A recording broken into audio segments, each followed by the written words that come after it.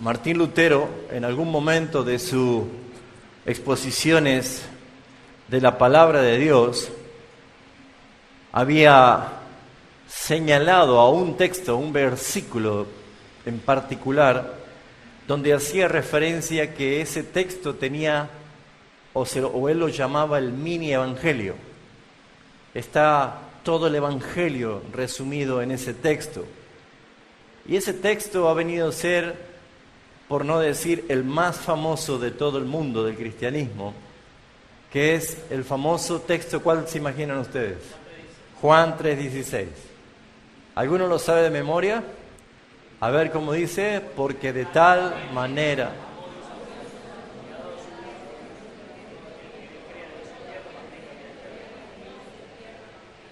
Bueno, ahora los que saben, a ver. Porque de tal manera amó Dios al mundo, que ha dado a su Hijo unigénito, para que todo aquel que en Él cree no se pierda, mas tenga vida eterna. Muy bien, ese es el texto más famoso del pueblo cristiano. Hay muchos otros favoritos, pero este es un texto que impactó a Martín Lutero en sus enseñanzas, y él pudo decir: allí está el mini evangelio. O sea, todo el evangelio en ese texto está resumido en 3 puntos importantes. Esos 3 puntos que quiero en esta mañana exponerlo para aplicarlo a nuestras vidas, en nuestra comprensión y nuestra glorificación, especialmente por el gran amor de nuestro Dios Jesucristo.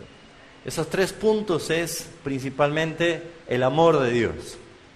El amor de Dios. También el regalo de Dios. El regalo más grande de Dios. Es la expresión de ese amor. Y también, el tercer punto, el alcance. Todo aquel que cree. Esos 3 puntos van a expresar el Evangelio de Jesucristo. El gran problema de los cristianos es que muchas veces, valga la palabra, canchereamos con ese texto. Lo tenemos en todos los cuadritos, en todas las tarjetitas, en todas las Biblias como señaladores, pero muchos no lo tienen aquí. Muchos cristianos no conocen realmente quién es Dios.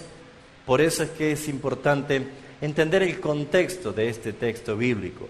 Porque podemos preguntar: ¿conoce usted Juan 3:16? Y muchos dicen sí, y lo dicen de memoria como lo dijeron ustedes. Pero la pregunta es: ¿cuál es el contexto en que Jesús dijo esto? Y probablemente muchos se olvidan o ignoran que esto fue prácticamente la culminación de un diálogo que él tuvo con Nicodemo. Ese principal fariseo, maestro de los judíos, que vino de noche a buscar a Jesús. Pero nunca Nicodemo le hizo una pregunta a Jesús. Simplemente le dijo: Maestro, sabemos que has venido de parte de Dios, porque nadie puede hacer las cosas que tú haces. No hay pregunta. Nicodemo jamás le preguntó nada a Jesús. Sin embargo, Jesús dice en el versículo 3, respondiendo Jesús. Ahora, Jesús responde a una pregunta que no existió. Uno responde cuando hay una pregunta. Pero sin embargo, Jesús responde. Y usted verá que la respuesta de Jesús iba justamente a responder lo que Nicodemo no se animó a preguntar. Pero conociendo Nicodemo Jesús en el corazón de Nicodemo, como el corazón de cada uno de nosotros, Jesús da la dirección de su respuesta. Y aquí está hablando de que Nicodemo, siendo como describe el versículo 1, había un hombre entre los fariseos que se llamaba Nicodemo. Este era un principal, un alto rango, un alto cargo de los judíos. Dice: este vino de noche diciéndole: Rabí, maestro. Y allí comienza su diálogo con Jesús. Ahora fíjense ustedes que también Jesús nota lo siguiente, y haciendo resaltar quién era Nicodemo, porque Jesús comienza a decir que era necesario nacer de nuevo para ver el reino de Dios y para entrar en el reino de Dios. Pero es muy importante ver esto. Jesús dice en el versículo 10, ¿eres tú, maestro de Israel, y no sabes esto? Este versículo desnuda al hombre o a la mujer que se apoya simplemente en el conocimiento religioso, pero jamás tuvo una experiencia, porque sabiendo tantas cosas, no conocía esto acerca de lo que es el nuevo nacimiento. Y aquí está lo que nosotros debemos resaltar de este evangelio. El evangelio que sirve para que una persona, siendo pecadora, bajo la ira de Dios, en su calificación de condenado eterno por sus delitos y pecados, sea justificado, perdonado, regenerado y que tenga la esperanza de la gloria venidera en la segunda venida de Cristo.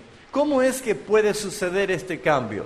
¿Cómo puede transformar una persona su estado de ser condenado a pasar a ser justificado? De ser hijo de ira a pasar a ser el hijo de Dios. De ser una persona errante en su camino y con un destino en condenación a pasar a ser un heredero de la salvación. No hay otra forma más que poder entender el capítulo 3, versículo 16 de Juan.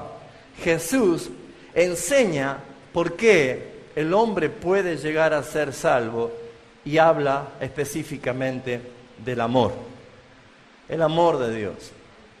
El amor de Dios que más allá de ser un atributo de Dios, Dios es amor. Uno de sus nombres es amor. Dios ama por su naturaleza de amor. Y la expresión de amor debe ser correspondida o debe ser dirigida hacia quienes van a recibir esa expresión de amor. Pero sabemos que nuestro Dios es un Dios santo y 3 veces santo, y es un Dios justo, en la cual el carácter justo de Dios, la Biblia revela de que Él no tendrá por inocente el culpable, como dice el Salmo, que todos los días está lleno de ira contra el pecador, y que todas las cosas que vemos en la Escritura están mostrando el carácter de un Dios justo que dice que Él mismo dará el pago en persona destruyendo al que lo aborrece.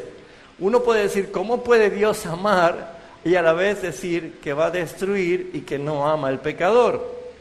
Debemos nosotros entender y corregir, como ya lo hicimos otras veces, de que no existe ningún texto bíblico que diga de que Dios ama al pecador y aborrece al pecado. Eso no es bíblico, eso no dice la Escritura, eso ya lo hemos enseñado. Es una frase de Gandhi, no es bíblico, eso suena lindo y lo dicen muchas veces los predicadores, pero no es así. Dios tiene su expresión y su manera de amar a través del Hijo, de Jesucristo. Por eso es que nosotros debemos entender que el amor de Dios es lo que permite y lo que hace de que un pecador, sin merecer la salvación, sin merecer el perdón y la justificación, de pronto sea receptor de ese amor. Dios es amor. Y lo más importante es que el Dios creador del cielo, de la tierra, el Dios creador de todo el universo, el Dios que hizo todas las cosas, ese mismo Dios es el que te ama. Ese es el mismo Dios que te ama de una manera eterna, de una manera incomprensible para la mente humana. Jesús estaba diciéndole a Nicodemo, lo que necesitas es conocer al Dios de amor. Tú no puedes alcanzar la salvación por tus conocimientos intelectuales. Tú no puedes alcanzar la salvación con el esfuerzo de llegar a ser un principal. Porque saben, llegar a ser un principal es una carrera religiosa. Se comienza como un simple asistente a una sinagoga. Y luego, con su estudio, su preparación, su integración, su integridad, su persistencia, su disciplina, su fidelidad, y con todo su conocimiento acumulado a través de los años, va ocupando escalafones mayores. Va alcanzando niveles mayores hasta llegar a ser un superior. Por lo tanto, podríamos decir que Nicodemo podría calificar como el mejor de todos los pastores que existan en el día de hoy. Un hombre consagrado, conocedor de las Escrituras, fiel, un hombre dedicado al pueblo, maestro del pueblo en la enseñanza. Uno podría decir, ese hombre tiene todo para ser un gran pastor, pero lo único que le faltaba era ser salvo.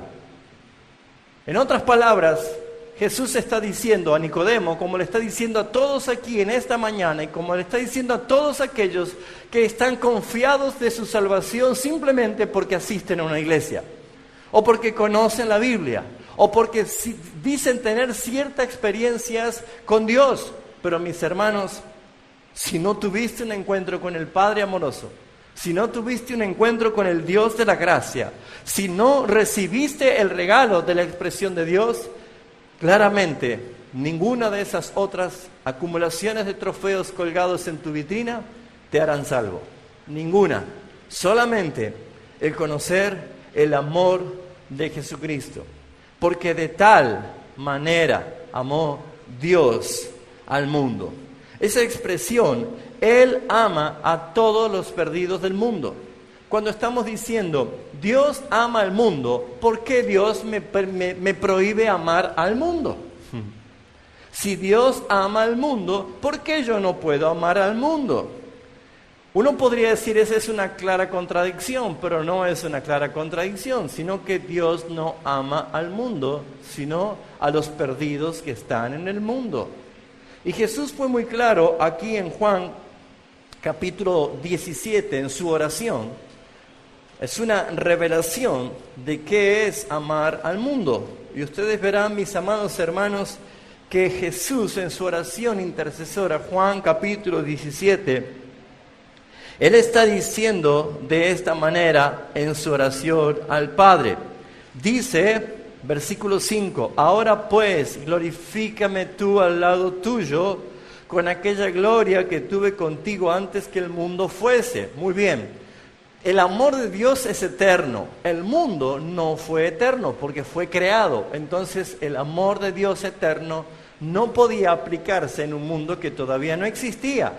Porque dice antes que el mundo fuese. Ahora fíjense después. He manifestado, dice Jesús, tu nombre a los hombres que del mundo me diste. No a todos, sino a los hombres que del mundo el Padre les dio al Hijo. Acuérdense en que el Padre le dio al Hijo un pueblo escogido para que sea la nación santa. Ese pueblo escogido está integrado por todos aquellos que han sido escogidos por el Padre desde antes de la fundación del mundo. Dice, he manifestado tu nombre. ¿A quién? ¿A todo el mundo? No. Jesús dice, yo les doy a conocer tu palabra. Yo les revelo tu nombre. Yo les doy a conocer tu nombre. ¿A quiénes? A los hombres, incluyendo hombres y mujeres. Está hablando de un género humano. A los hombres que del mundo me diste. Muy bien. ¿Por qué hizo esto el Padre? Porque dice Jesús, tuyos eran, y me los diste y han guardado tu palabra. Entonces, como podemos ver nosotros, es que cuando Dios dice, Jesús dice, de tal manera amó, la expresión más grande del amor de Dios, Dios amó de tal manera, no hay una manera superior que se iguale o que pueda superar el amor de Dios. De tal manera amó Dios a los perdidos, escogidos por el Padre que estaban en este mundo. ¿Se entiende esto? Muy bien, debemos nosotros ver que la Escritura nos lleva a nosotros a comprender el por qué dice que Dios amó de tal manera al mundo.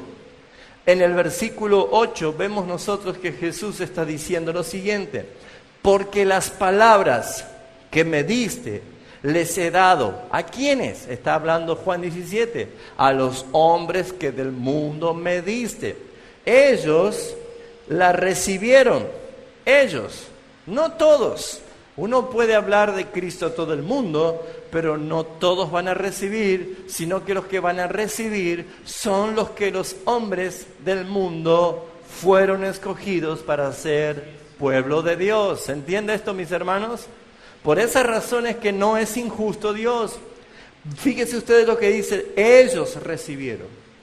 ¿Cuál es la señal? Y han conocido verdaderamente que salí de ti. ¿Y qué sucede con ellos que han recibido la palabra?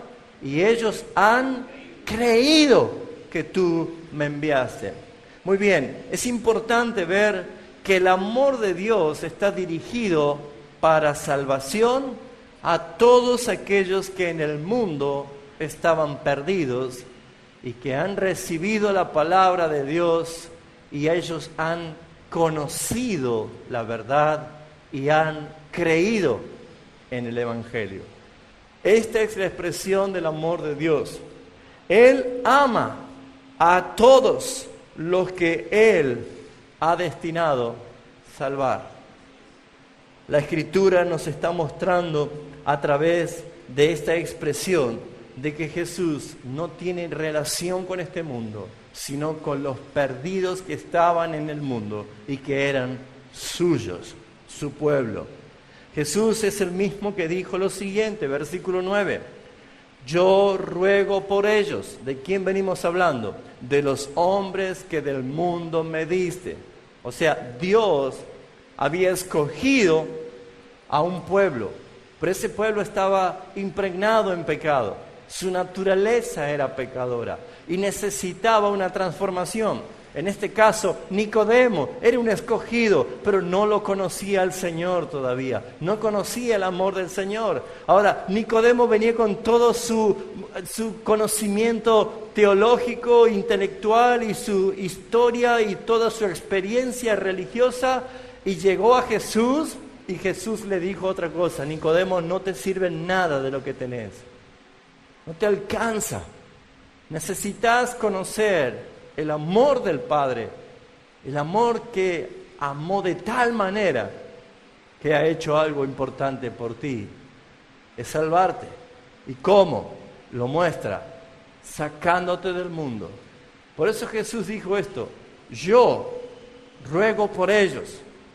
Jesús dice, Padre, yo ruego, oro, intercedo, clamo, pido, muero por ellos. ¿Por quiénes son ellos? ¿Por todos los seres humanos del mundo? No, el ellos sigue hablando del contexto de los hombres del mundo que tú me diste. Ahora, la pregunta aquí es obvia. ¿Yo soy uno de ellos? ¿Soy yo uno de los ellos que Dios ha escogido? ¿Cómo puedo saber yo si soy uno de los ellos?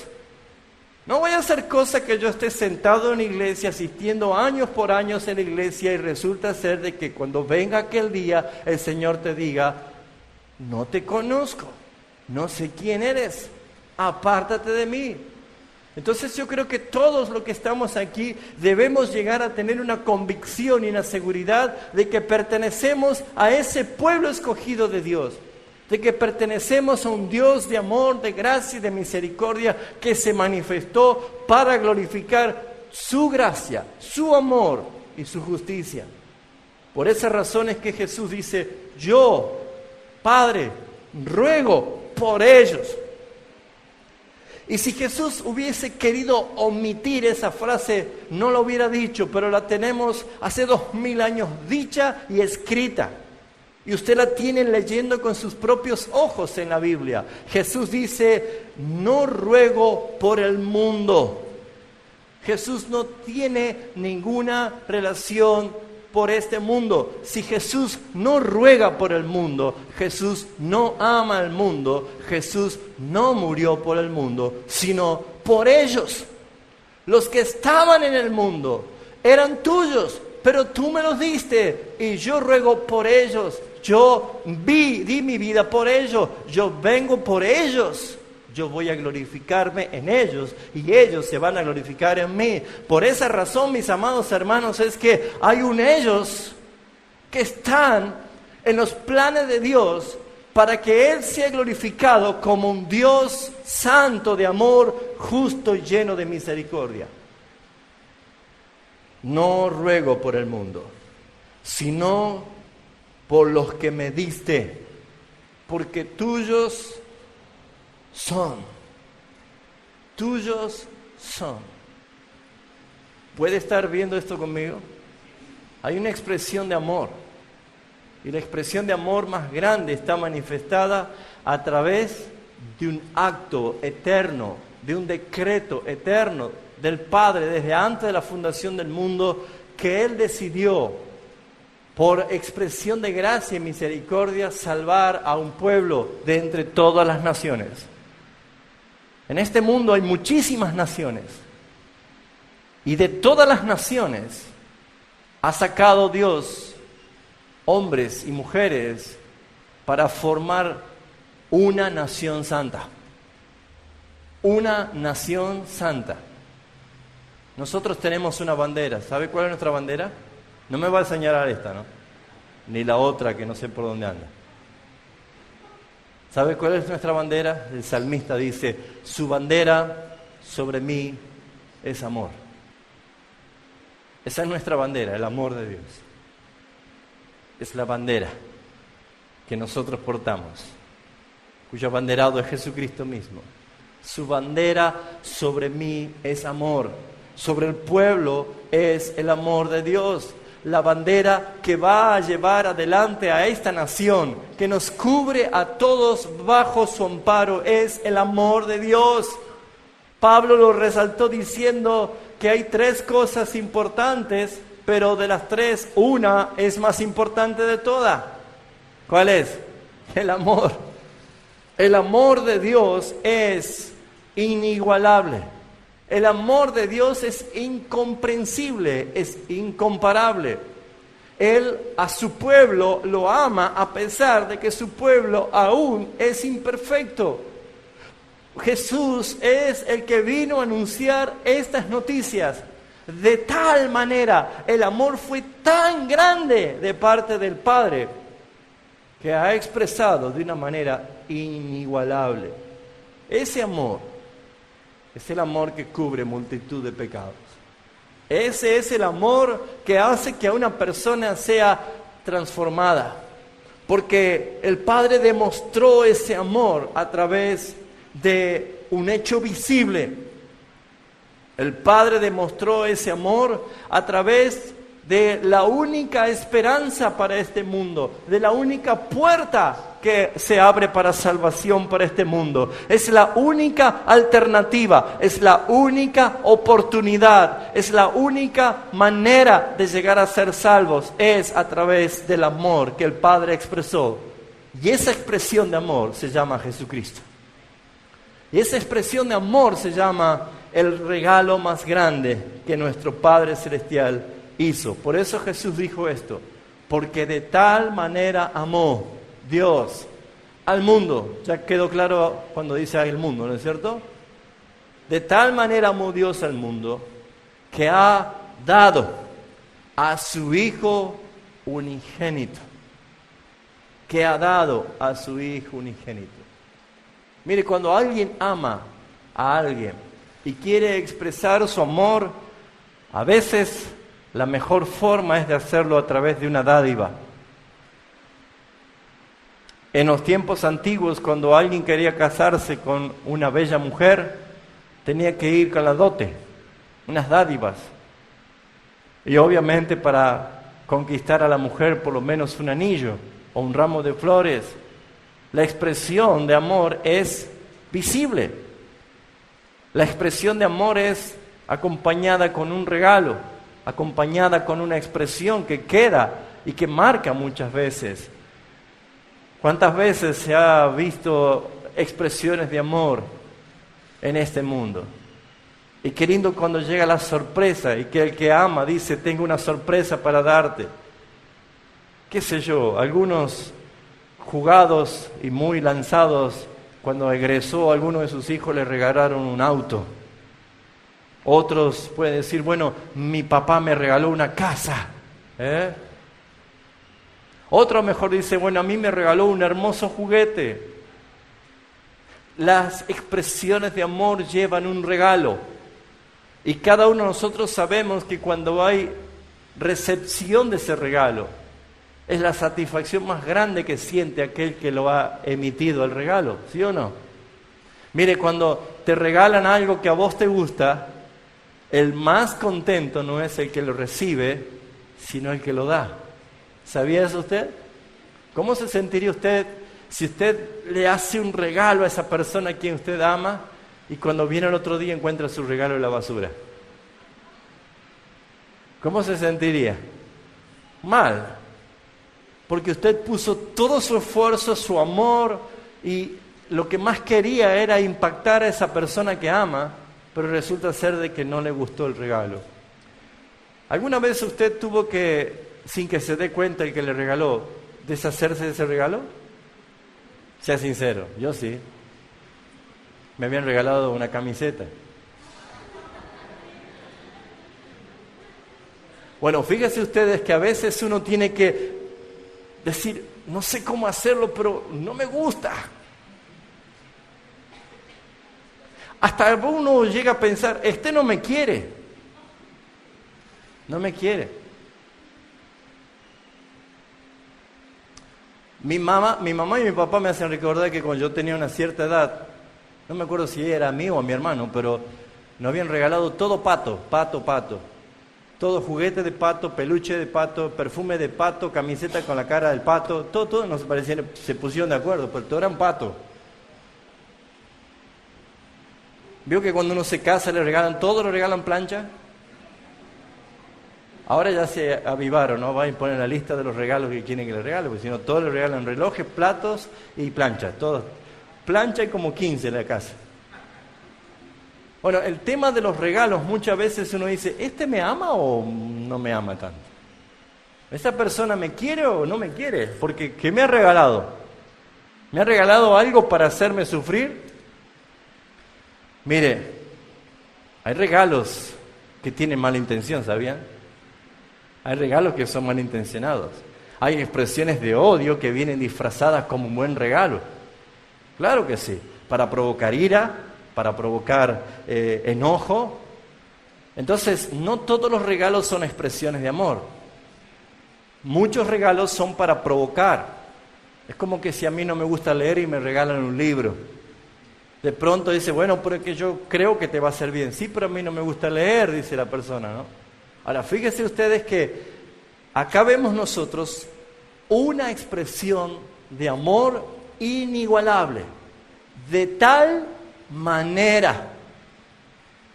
Amó. Es la expresión más inigualable del ser humano. Dios de tal manera amó. Es el amor más grande.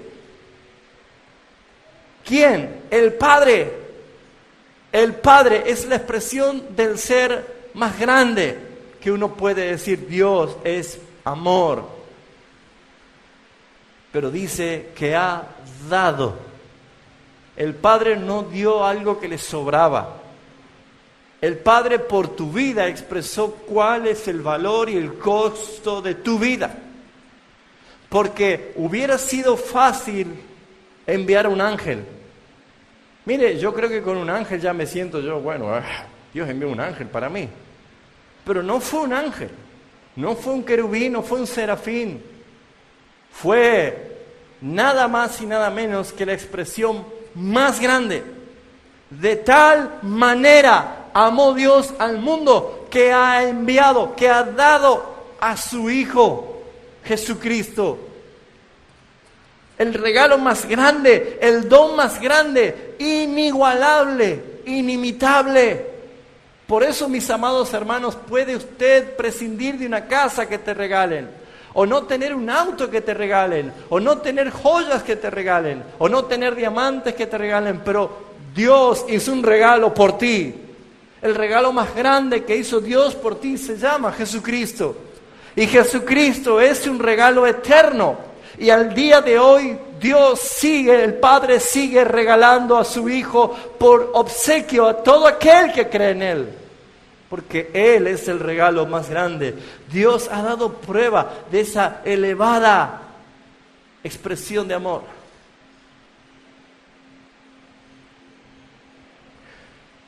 Así como dijimos que hay regalos que no representan nada o que probablemente provocan a una reacción contraria en vez de agradecimiento, a rencor, a expresión de rechazo, de odio. ¿Cómo se siente usted cuando hay alguien que le hace un regalo que usted no se imaginaba jamás? Y es un regalo sincero de amor y altísimamente costoso. ¿Cómo se siente usted con esa persona? Agradecido, sorprendido. ¿Alguna vez recibió algo que usted diga, no, esto yo no me lo merezco? ¿Le pasó? ¿Usted cómo se siente con alguien que viene y dice, tome, esto es para usted? Para mí, sí es para usted.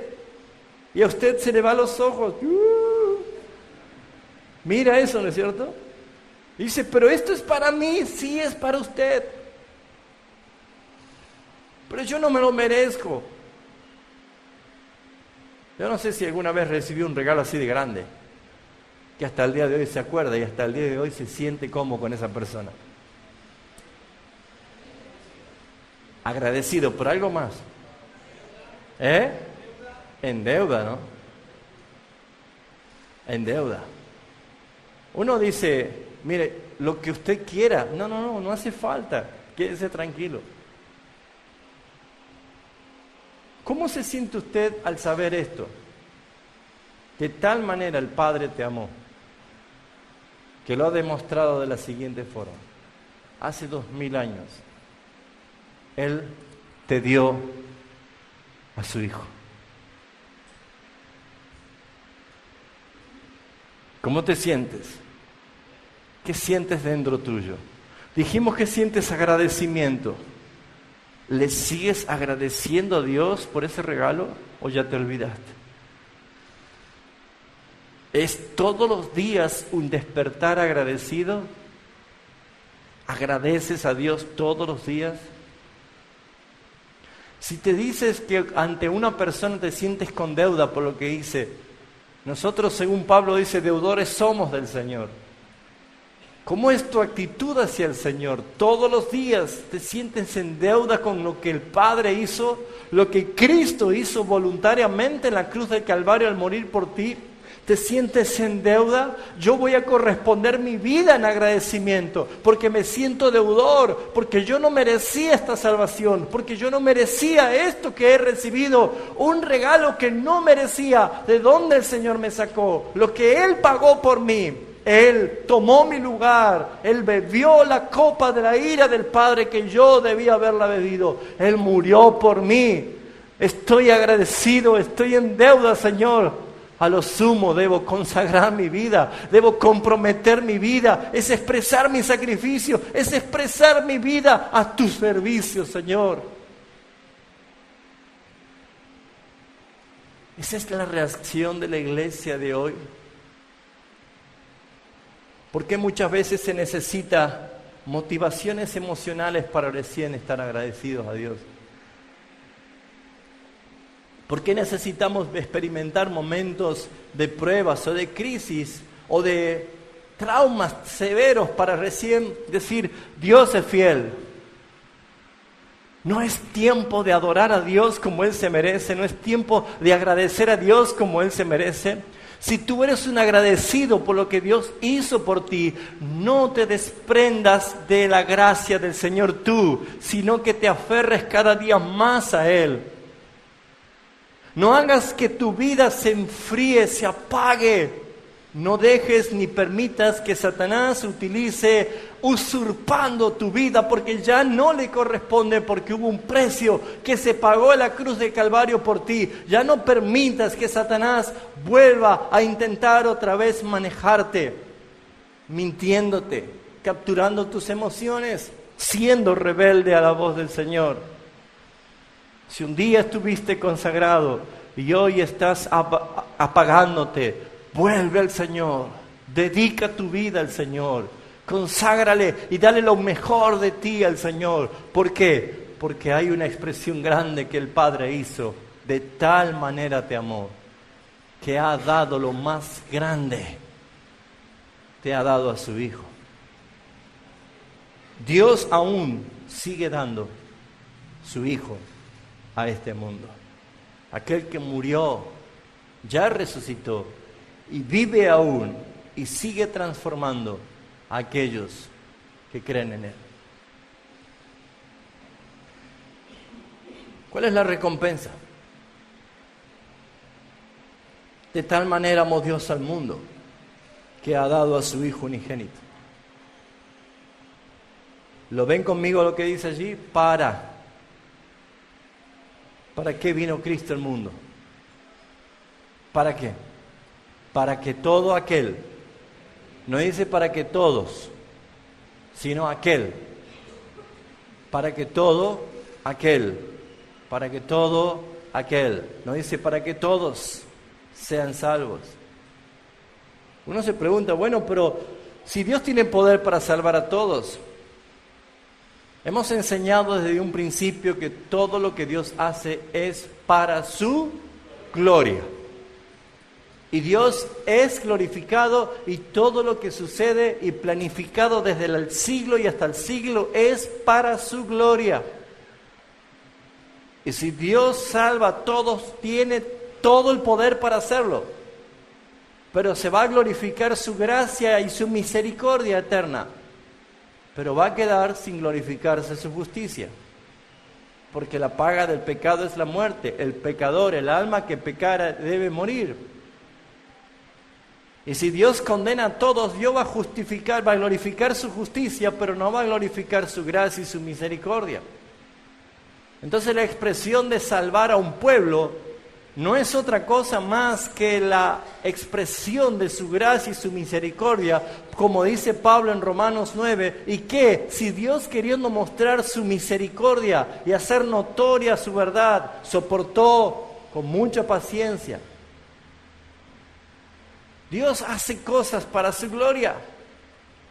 Dios quiso glorificar su gracia en aquellos a quienes Él escogió para salvación.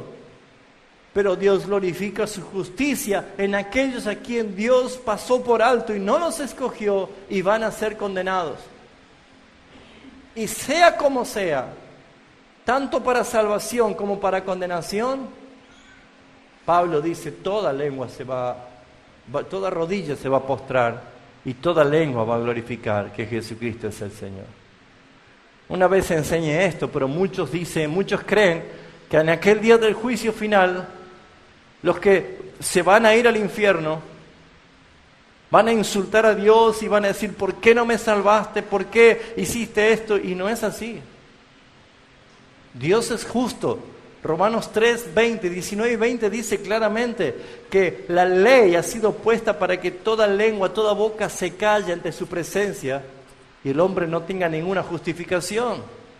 Porque la ley es el espejo de Dios y cuando usted empieza a ver todas las infracciones de la ley que cometió durante toda su vida, usted mismo dirá, Señor, tú debes ser glorificado como un Dios justo, yo merezco la condenación. Alabado sea tu nombre. Y se va al infierno.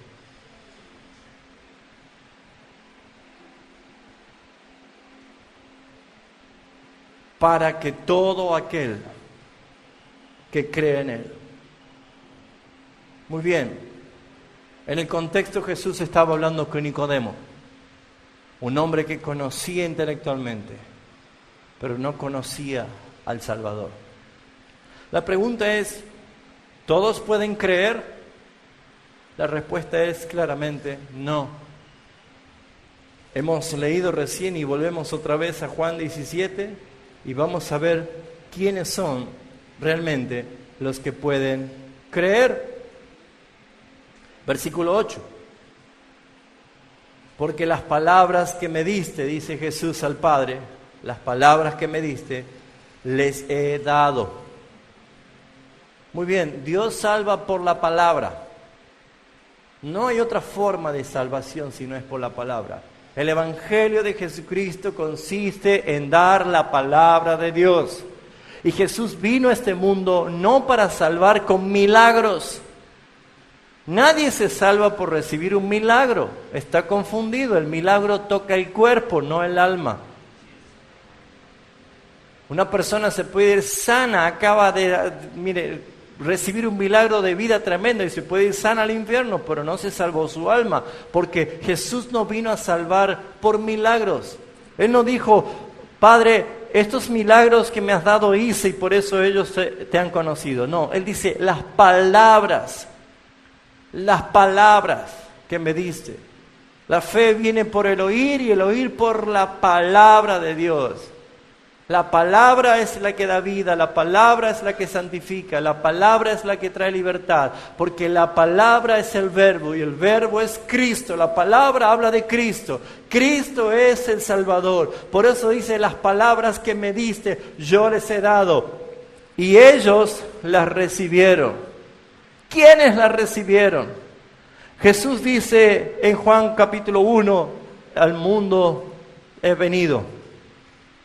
Y el mundo no recibió, mas a todos los que recibieron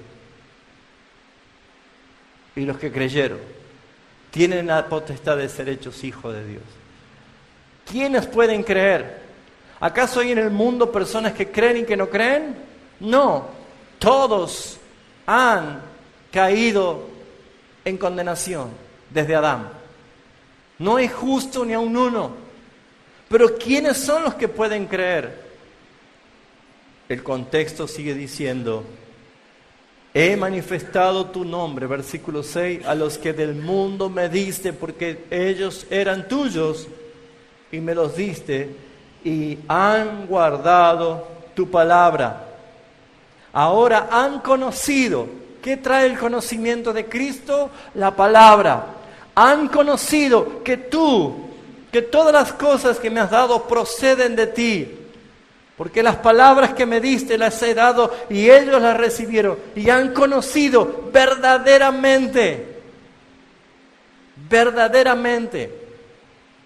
que yo salí de ti. Y ven la coma allí y después que aparece una I, ¿notan el proceso? Oír la palabra, recibirla, conocerla. Entonces, creyeron. ¿Quiénes creen?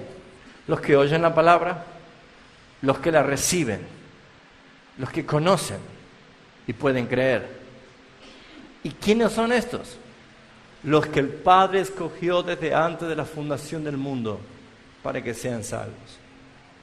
Así que, mis hermanos, todo aquel está haciendo referencia a todas personas que pueden creer porque han sido escogidos para salvación. Dios te ha llamado a eso. Ahora, ¿cuál es el regalo? Para que todo aquel que en Él cree, en Él, la única dirección, Él, no hay otro, no se pierda, mas tenga vida eterna. Muy bien, Juan es el mismo que en su primera carta dice que el que tiene el Hijo tiene la vida, y el que no tiene el Hijo no tiene la vida. Ahora, usted hágase esta pregunta: ¿tengo yo al Hijo? ¿Tengo yo al Hijo en mí? Porque si la palabra, la Escritura es la verdad, está diciendo la fuente de la verdad lo siguiente: el que tiene al Hijo tiene la vida. El que no tiene al Hijo no tiene la vida. La pregunta es: ¿tengo yo al Hijo en mí? Porque si yo no tengo al Hijo en mí, entonces no tengo vida. Y cuando estoy hablando de vida, no estoy hablando de la vida biológica. Porque saben, mis hermanos, cuando alguien conoce a Cristo, recién comienza a vivir. Por eso Jesús dijo a Nicodemo: necesitas nacer otra vez. Nicodemo dice: pero ya soy ¿cómo? Viejo. ¿Un viejo puede volver a nacer? Sí, pero ¿por sí solo nace una persona? No. ¿Cuántos de ustedes planificaron cuándo quieren nacer y nacieron? Ninguno. Hemos nacido porque hubo una concepción y porque fuimos engendrados y nacimos. Esto es un paralelo espiritual. Nadie nace de nuevo porque quiere, sino porque fue engendrado por el Padre. Por lo tanto, si usted ha nacido de nuevo, es porque usted ha sido engendrado por el Padre para ser un hijo de Dios. Y mis hermanos, nacer de nuevo es tener recién la vida. ¿Entiende por qué Pablo en Filipenses dice: porque para mí El vivir es Cristo y el morir es ganancia. Mire, solamente uno que ha nacido otra vez ve la muerte como ganancia. Cuando un cristiano tiene miedo a la muerte, debería plantearse, ¿soy cristiano? ¿Para qué quiere prolongar más años en esta vida? Salvo que no tenga a Cristo. Si no tiene a Cristo, mire, hasta yo voy a pedirle que tenga muchos años de vida, porque lo que viene después es terrible. ¿Se dio cuenta que una persona nace para pecar y un cristiano muere para ya no pecar más? Nunca más. Un cristiano muere para no pecar más. Por eso Pablo decía, para mí es ganancia. Diga conmigo, para mí el vivir es Cristo y el morir es ganancia. La pregunta es, si usted no vive para Cristo, ¿será ganancia morir?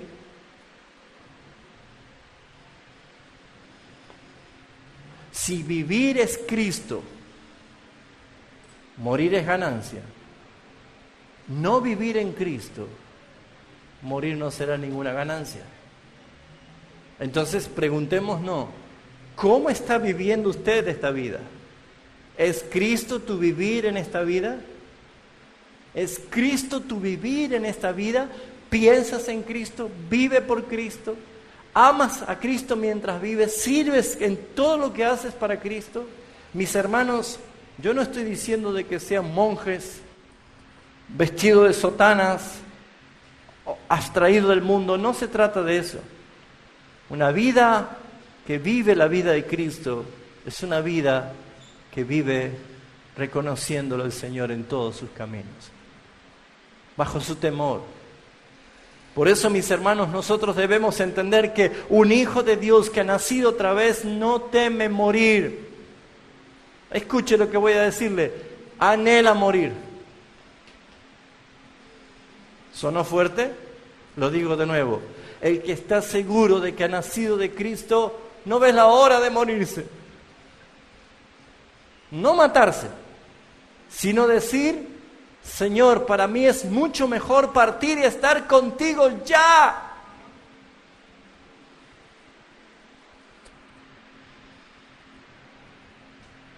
No voy a entrar en el tema de esto de salvación, de muerte, todas estas cosas, porque uno se lleva a pensar mucho, por ejemplo, en el caso de los niños abortados.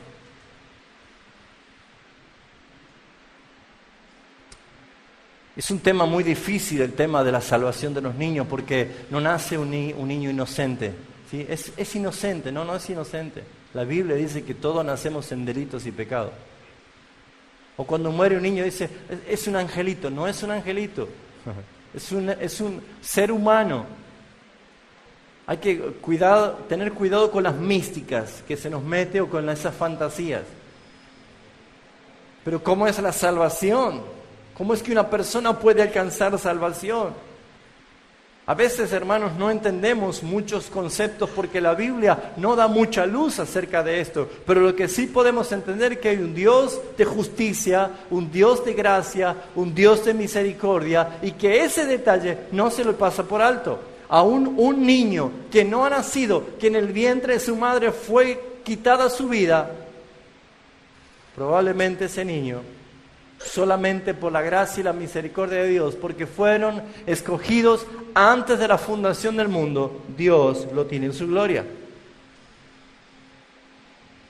A veces jugar con la actitud de decir, milagro para vivir. Hermanos, ¿cuántas personas recibieron milagros para vivir, pero sus vidas están consagradas a Satanás?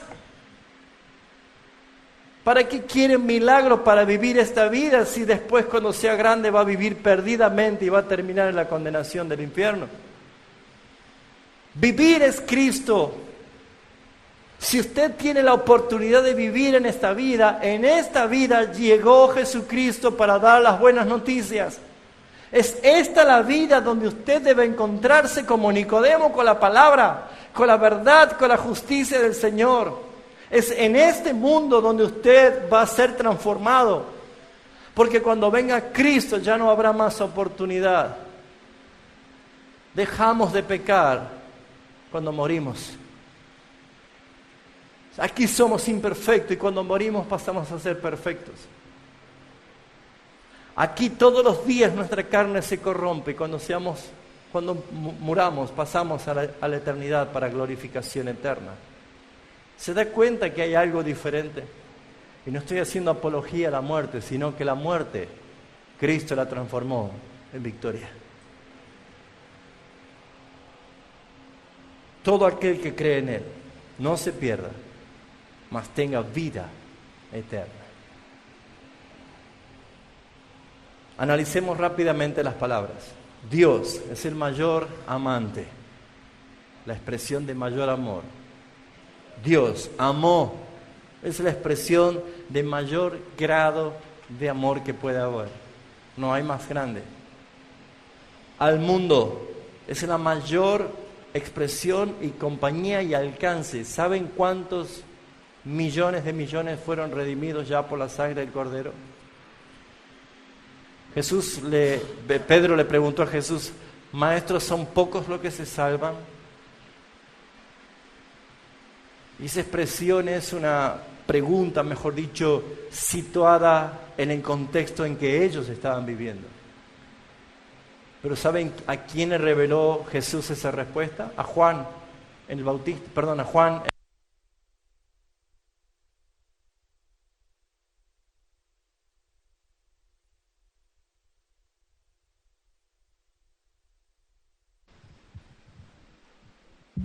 Jesús se lo reveló a Juan cuando estaba preso en la isla de Patmos y él escribió en Apocalipsis: vi de toda tribu, de todo pueblo, de toda nación, de toda lengua, y habían millones de millones, eran incontables.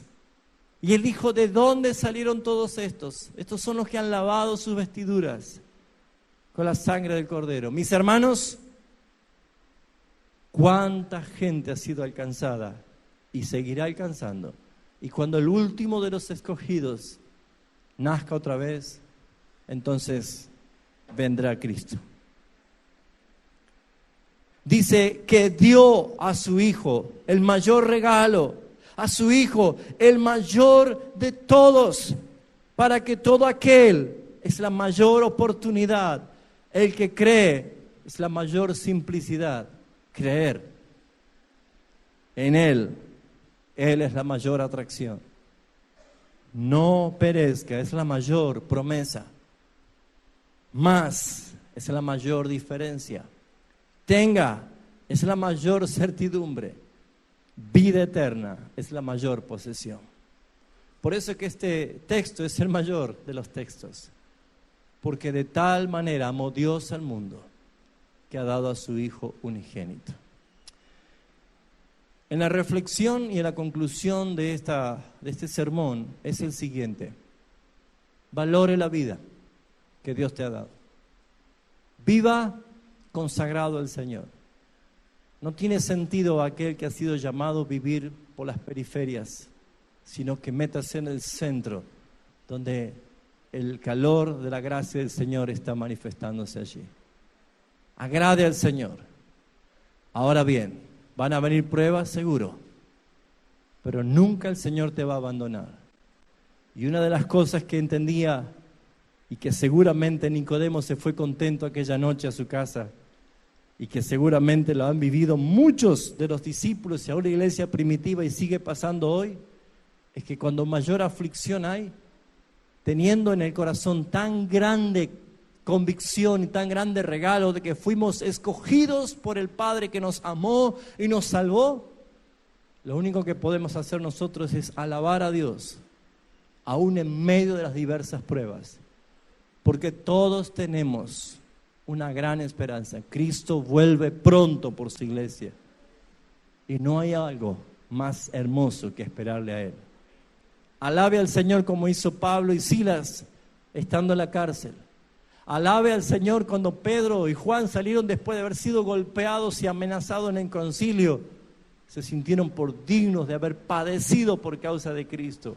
Alabe como cada uno de los mártires, antes de ser quemados o decapitados, ellos glorificaban con gozo al Señor. ¿Saben por qué? Porque la muerte no es ningún impedimento. La muerte es una puerta para nuestra victoria. Por eso, mis hermanos, alabe al Señor en todo tiempo. En los momentos de tristeza, en los momentos de angustia, en los momentos de prueba, alabe al Señor. Decile a tu hermano, alaba al Señor, hermano. No dejes de alabar al Señor. Oramos. Padre Santo, glorifícate en tu iglesia, que ha recibido tu regalo más grande, la expresión de tu amor más grande, que es Cristo Jesús. En esta hora, Señor, permítenos reflexionar y entender la belleza de ser tu pueblo, tus hijos, haber sido comprados y salvados por la sangre de Jesucristo. Y esta esperanza, Señor, no nos puede quitar nadie, absolutamente nadie, Señor. Tú eres nuestro único Señor. Tú eres nuestra esperanza. Tú eres, Señor, el que nos diste la vida. Engendrados por el Espíritu, somos tus hijos, Señor. Por eso es que te damos toda la gloria y toda la honra. En el nombre del Padre, y del Hijo, y del Espíritu Santo. Amén. Amén.